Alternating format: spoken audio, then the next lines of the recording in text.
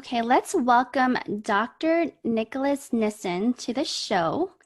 Thank you for coming on today, Nick. Pleasure to be here, Kallista. I'm so glad you can join us. Congratulations on your book. Thank you. It looks amazing, and I can't wait to get my hands on it. Mhm. Um, is it sold out? It may be sold out right now. We sold a lot at the beginning, but uh, as far as I know, it should be replaced pretty quick here soon. Okay, because I was trying to get it, and they're selling like hotcakes, it looks Yeah. like. So yeah, Yeah, please restock ASAP. I will. I'm sure by the time this airs, you'll have that on um, fully restocked Yeah, here. exactly. Okay, so let's start with what is empathy? I know this is a topic you are very passionate about Mhm. and so a focus in your practice. So, can you give us your definition of empathy? Sure. So empathy is literally the ability to feel into somebody. If you were to break down the word "em" in pathy, and I like to think of the brain and the mind as sort of like the digestive tract. And as you know, as a nurse, it can cause severe life-threatening disease if you get an obstruction in that digestion that's happening.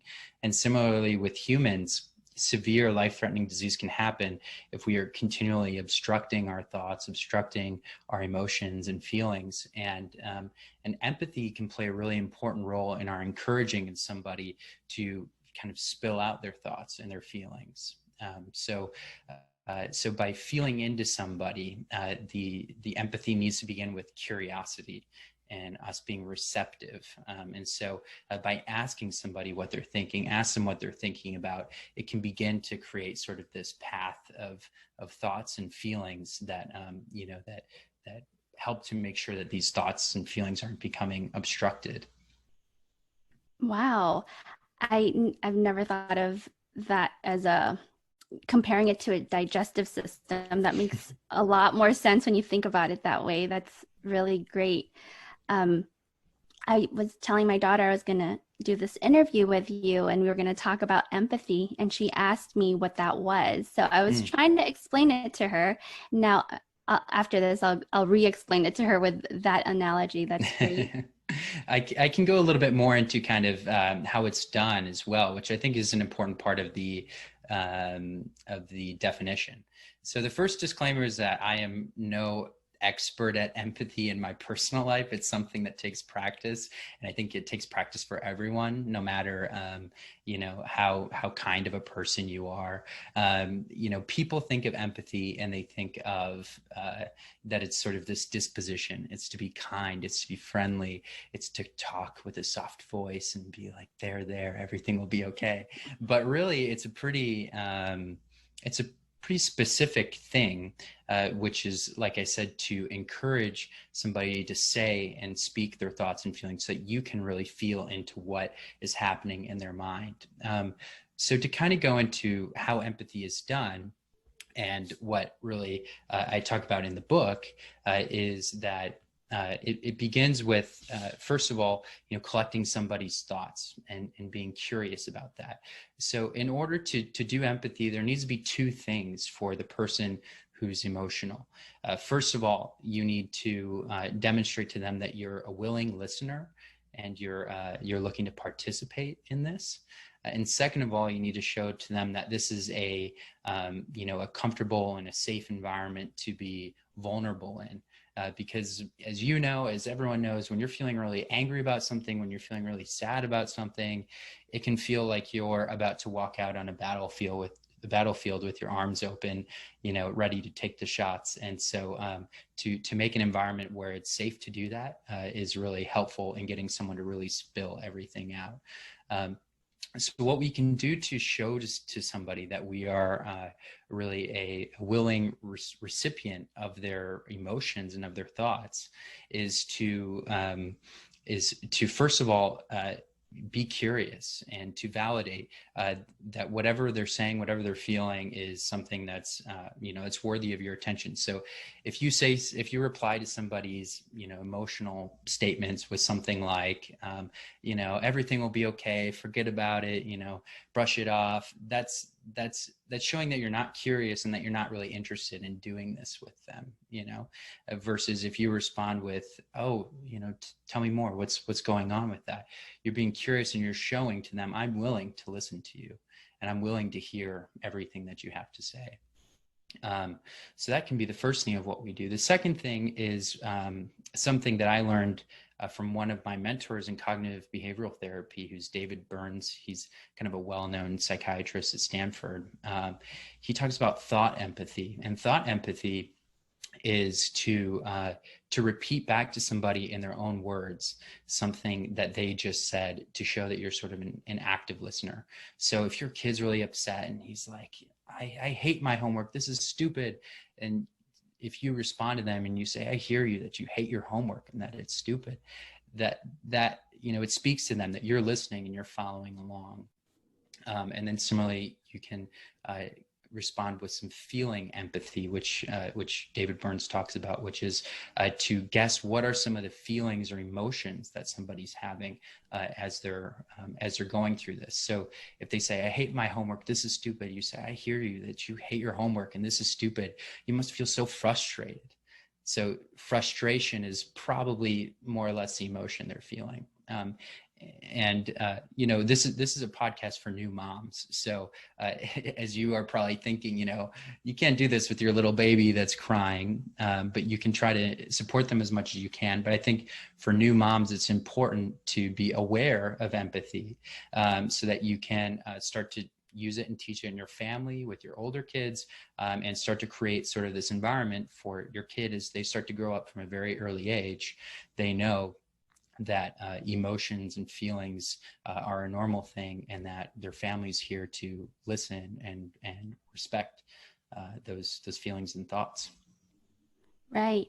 Exactly. As new moms and newborns, we respond to the crying and the their movements that show they're uncomfortable. So I think that's the beginning of practicing empathy. Mm-hmm.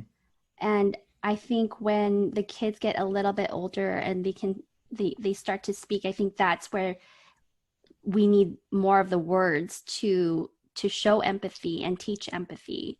Right. So how do we start teaching empathy once they're, the toddler stage and a little bit older age? Yeah. So empathy is really a core piece of emotional intelligence. And that's kind of how I talk about the book in the Amazon link, as you might have seen, is emotional intelligence as well as empathy kind of being the two things that the book is teaching. So there's exercises at the back of the book, and it goes into these pieces of emotional intelligence that I'll talk about here now. So emotional intelligence has a few different definitions, but one of the most common is by Salovey and Mayer. It's called the ability model of emotional intelligence. And I'll say their quote. It is, emotional intelligence is, quote, the capacity to reason about emotions and of emotions to enhance thinking.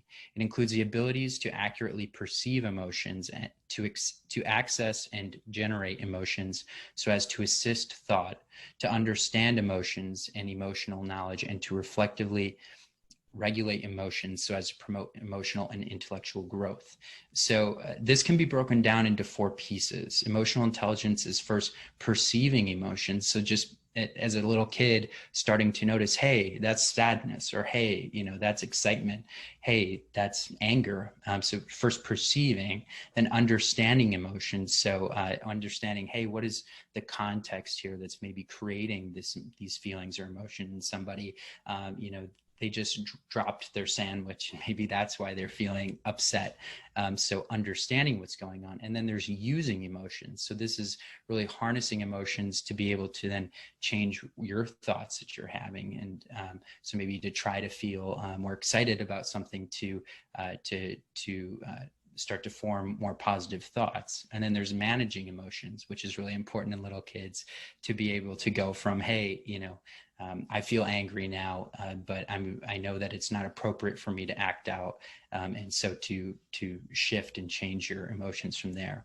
So these are some of the ways, and some of the things that are really important to understand the foundation of empathy, and it's kind of why I wanted to write this book. So the first thing that I start with the kids in the book is perceiving emotions, because as early as the age of about 3 years old, kids can start to really perceive emotions, and state them as words. They can start to, see a smiling face and say happy in some cases, or see somebody sad and recognize that it's sad from their face. But believe it or not, there are a lot of kids, and even young adults, who struggle with this. And it can be a key component of failure in mental health and in relationships. So it's important as a new parent to be mindful about this, and to do practices like the ones in this book, to be able to, cultivate this ability to perceive emotions in others. So then you can start to understand the emotions, use them, and manage emotions effectively. Right. You mentioned it can have an effect on mental health. What effect does empathy have on mental health? So this kind of goes to my initial motivations to study this in the first place, and to go into the area of mental health, is recognizing this huge issue that we have in the United States. There are about 1 in 8 kids between the ages of 6 and 12 has suicidal thoughts at some point. 1 in 8 kids. And the second highest cause of suicide, the second highest cause of death in kids 10 to 24, or young adults, second highest cause of death is suicide. So there's a huge issue of mental health in our country, and it's been growing. And I think that part of it stems to this issue of a lack of emotional intelligence, and a lack of empathy. Because first of all, when we start to practice empathy towards other people, we become more emotionally intelligent with ourselves. So as we are challenging ourselves, even as little kids, to recognize, hey, Sally's crying or angry because she dropped her lunch, that starts to open up something within us to say, hey, I feel a little more angry, or I'm acting a little more, quickly or sharply with my words because I had this thing happen to me earlier today. And we see it even in adults, who haven't been able to maybe fully work on this, or fully develop skills of emotional intelligence, that somebody bumps into them and they're like, oh, what a jerk. And many of us, myself included, fail to think, hey, maybe they're in a rush to go to the hospital because a family member's, dying, or maybe they are blind in one eye and they couldn't see what was happening in their periphery. There's so many ways to kind of open ourselves more and more to trying to think about what the reality of another person is, to try to put ourselves in that person's shoes before we turn to judge them. And that can save us so much angst, so much sadness, so much depression over the course of our lives. And it can enrich our relationships, which we know are one of the biggest protectors against mental illness, and one of the biggest tools for leading a healthy and beautiful and meaningful life. Right. That's true. So what I'm understanding is that we should start teaching empathy, to kids. And well, why would you say that it's important? That's what I'm hearing, but can you elaborate on why empathy is so important to start teaching earlier on? Yeah. So I think to some degree where it becomes really important is with emotional regulation in kids. So a lot of kids, they'll you might run into this where your kid's working on their homework and they get really upset with their homework, frustrated by it, they don't want to do it, they throw it on the ground, they have a tantrum or a fit, and they run off to their room. And we can develop, by doing exercises, we can develop an ability to put a name to this thing that this kid is feeling that leads them to do this, this tantrum or this action. And so by first recognizing, through exercises or through seeing the instance of other people, by flexing that muscle and becoming better at recognizing emotions in other people, we can get better at recognizing emotions in ourselves.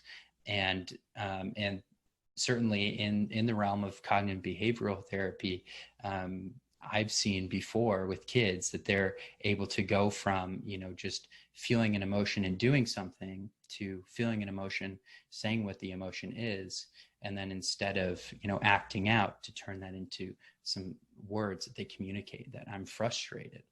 Instead of just acting out, they can communicate it. And that can be important, because talking about mental illness, talking about suicide, like I had before, for so many people, they turn to these large actions to show to their parents or to their family or friends that I'm suffering, I'm hurting, I'm in pain, and I don't have any other way to show this to you than to hurt myself. And if we can develop the ability in our kids and our young people to communicate feelings to words, it can help to prevent those large displays of feelings and emotional pain. Right. So would you say it starts with the parents, and when the child is expressing their emotions, that we validate that, and that models empathy for them? Yeah, I certainly think that it can start with the parents. So to recognize their emotion, to help them to see it and put a name to it, to say back to them what some of their thoughts are, what the feeling is, and to maybe even share how you feel about it as well, to model a discussion about emotions and thoughts. But also with kids, you can do just very practical little things for just perceiving emotions, which, like I talked about, is kind of the first step for a lot of young kids, to say, to see a smiling face and say, what do you think this person's thinking? What could have happened in their day to make them look like this? Or to, if somebody's frowning or sad, say, what do you think this person's feeling? And what could have happened in their day to make them think this way and feel this way? Kind of connecting the thoughts, the events that can happen in someone's lives to their emotional expressions and what they're showing. It can be really powerful for the kids' own mental health, but also for helping them to support their family and friends and develop stronger relationships because of it, and really be a role model and an excellent kid or student in their class, and somebody really great in their community. Right. Nice. You have used the homework example. Mm-hmm. And I can really relate to that, because my kids they go to Kumon. Have you heard of Kumon? Yeah. And they have homework, the math homework, every day. And we go through this at least twice a week about their homework. Mm. And they get very frustrated. And I try to mirror or reflect what they are saying. And they do storm off sometimes. What is a follow-up thing that I can do, or other moms can do, after you verbalize that you understand how they're feeling and you're acknowledging their feelings? Mm. So this actually is not necessarily something that's in the book, and not necessarily something that I can claim to be a world expert at, but I did have the opportunity on my podcast, which is called Brain Health with Dr. Nissen, to interview probably the world expert on this. His name is Professor Eli Leibowitz, and he's a psychologist at Yale who developed this therapy. It's called SPACE therapy. And what it is a parent-based therapy that is basically to show parents how they can help kids to deal with their anxieties, fears, or worries. So what we do a lot with kids is we try to comfort them in times of fear or anxiety. And what a lot of his research has been showing is that actually that can worsen a dependence of the kid on the parent, especially as the kid's getting older, and that dependence and that inability, or rather that practice of sort of running away from fears and anxieties can continue into young adulthood and into adult life as anxiety disorders and other mental illnesses. And he's been able to show his parent-based approach as being a really effective treatment for preventing anxiety in kids and treating anxiety in kids. And basically what it is a practice of getting the kid to face their fears, to getting the kid to face their anxieties, but doing it in a respectful and loving way. And so if you listen to my podcast episode with him, he talks a bit about sort of the nuts and bolts of how to do it. But in essence, what he would say for an instance like that, where the kid, gets frustrated about the homework and storms off, is to be quite persistent as much as a parent can in your very busy world, a very difficult world, but to be persistent of that saying, of trying to encourage and show that you believe in them and say, hey, I know this is really difficult for you. And I know that it's probably really frustrating to work on your homework, but you are a really smart and hardworking kid. And I know that you can really do this well and do this easily with a little bit more time and effort in it. And to bring them down there and get them to do even one more question or something like that before maybe they storm off again, that's one step towards having to go back and face something that you're anxious about, fearful about, or just frustrated with, and to face it instead of running away. So I find that to be really powerful, because sometimes talking about empathy, talking about emotional intelligence, people can think like, oh, you just want to, pad your kids with just love and comfort throughout their whole lives, and that's not going to prepare them for the tough, hard, real world. Right. And it needs to be sort of a balance of with a newborn. It's impossible to spoil a newborn. You do pad them and cover them with love and tenderness and affection. But as they progress in life, you can start to, along with empathy and emotional intelligence, make sure that you're incorporating these sort of fear-facing, anxiety overcoming sort of practices like there is in space therapy. Right. That actually reminds me of my 9.5-month-old right now is already starting to walk. And so, when he takes a couple steps, and it's scary, just allowing him to do that. And if he falls, it's okay. And, I think that is building up his confidence little by little. But yeah, I guess that is very comparable to the homework situation, where they're afraid of the hard problems and they just don't want to do it. And it's a balance of, like you said, of showing empathy, but also redirecting them back to whatever it is that they're fearing. Right. Exactly. And I'd love to hear more about, or I'd love to hear that episode. So we'll attach that episode to our show notes so parents can learn more about that as well. Great. Are there any other words we can communicate to our kids about empathy? Yeah. So I didn't want to blab too long about it, but there's quite a few things that I haven't touched on yet. So I had talked about, when somebody's, and this could be with a friend, with your spouse, or with an older kid as well. When somebody's saying something to you that's clearly sort of emotionally charged or difficult, this could be something like, I'm totally worthless. I can't do anything right. And every time I try, I just mess up more and more. These are some really emotionally charged, sort of difficult statements. And like I said, you can validate it. You can repeat some of their thoughts back to them.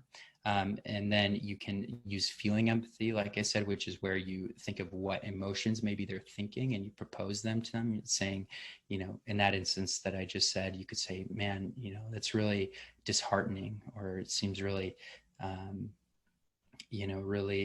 really difficult and trying, or with a kid who is struggling with their homework, like I said before, to say it's very frustrating, or it feels just totally overwhelming. And then as I mentioned very briefly, you could also share how you're feeling. So this is part of with empathy, to create an environment that's safe to where you don't feel like you're being judged. So if you were to say something like, I'm feeling very sad hearing this, then that's showing, hey, you're sharing your emotions. I'll share some of my emotions too. So that I'm not judging you or just looking at you and watching you. And then you can do a compliment as well. And I talked about this with the space therapy. So you could say, I'm really impressed by how you've continued to push forward despite this. It sort of builds up the person when they're feeling very maybe self-conscious or very hard on themselves in this moment that they're sharing their emotions. And then finally, and maybe the most important part of this, thinking about emotions and thoughts again, like digestion, is to be curious. So maybe finish up whatever you say with something like, with a question. So what are some of these things that you feel like you keep messing up? Something like that will get somebody to keep talking, keep spilling it out, so they're not holding anything back. Right. So we have to allow them the space to let all their emotions out, and then redirect them. Exactly. Right. Okay. I'm gonna try a little bit more of that today. We have Kumon scheduled at 2, so. Oh, wow. Yeah. And all of this, is a really tall order for parents. And actually something I talked about with this Professor Leibowitz is that a lot of people blame parents for mental illness. They blame parents for they blame parents for like intellectual disabilities. Parents have been blamed for things like autism or schizophrenia, which have no basis at all in parenting. And so I think it's really important for parents, especially new moms, to not be too hard on themselves and not think that they need to do everything perfectly, and to show a little bit of empathy to themselves and to other moms, and sort of practice that.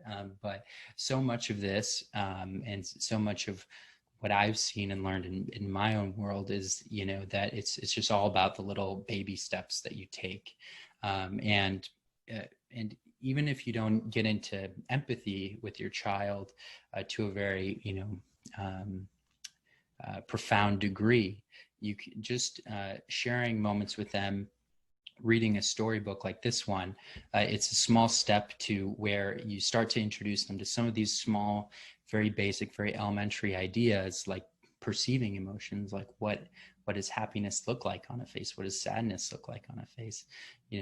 These are simple things that really will go a long way. And over the course of the child's life and all this time that you have with the child as a young mom, it will all build up. Not everything needs to be done perfectly. It will all get there with time. Right. This is a long haul game. Yeah. Well, thank you so much. Is there anything else you wanted to mention about this topic? Well, I would encourage parents or new moms that are listening to this to, first of all, this is something I didn't touch on yet, that the importance of reading with kids when you're young.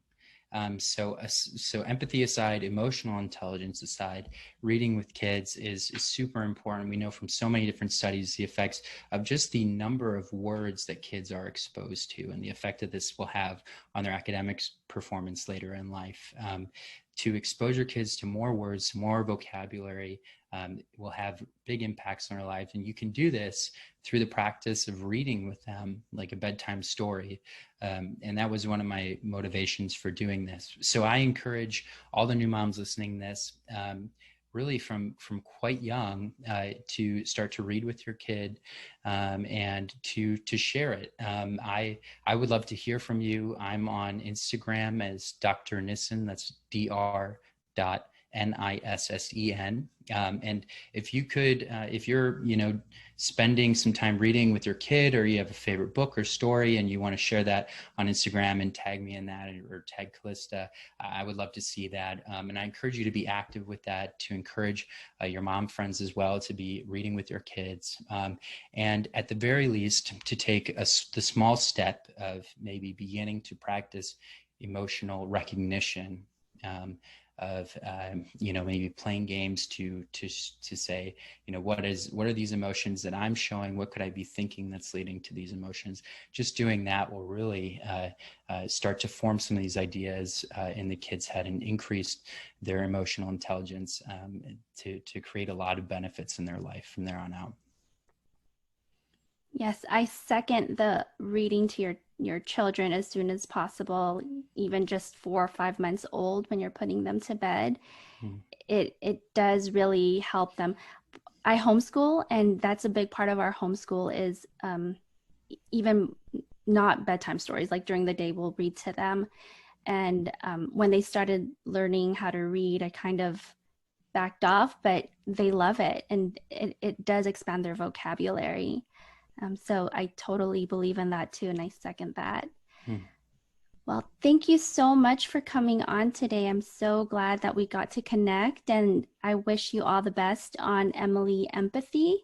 And we'll link the Amazon link on our show notes, and all your other contact information and your social media handles on our show notes as well.